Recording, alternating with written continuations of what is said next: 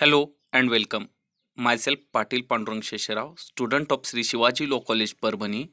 This is video presentation on case law relating to international law.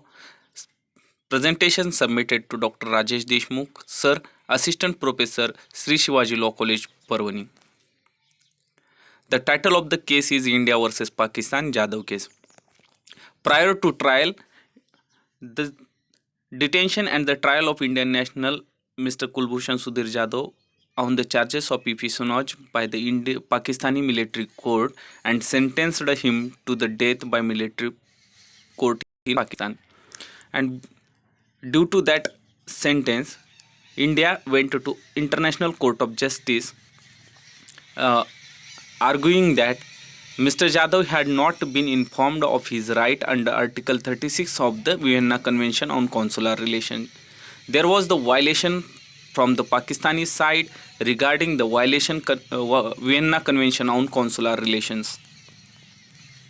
In the beginning of this judgment, the court underlined its jurisdiction by stating that the court has jurisdiction under Article 1st of Optional Protocol to Vienna Convention on Consular Relations concerning the compulsory settlement of dispute, and the dispute relates to interpretation and the application of Vienna Convention on Consular Relations. In this case, court observed that the Vienna Convention on Consular Relations was agreed upon April 24, 1963 at Vienna, Australia, with the purpose and the principle of United Nations Charter in the mind.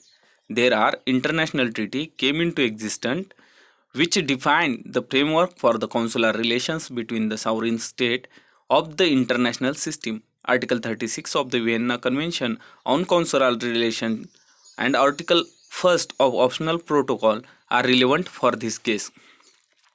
In this case, court held that immediate suspension of the death sentence given to Jadhav restrained Pakistan giving effect to the sentence and direct the Pakistan to take step to annul the decision. To conclude this case, we must understand that the individual is the subject matter of international law.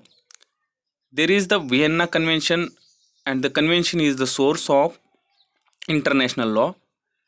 And last one is the International Court of Justice has the jurisdiction regarding the international law.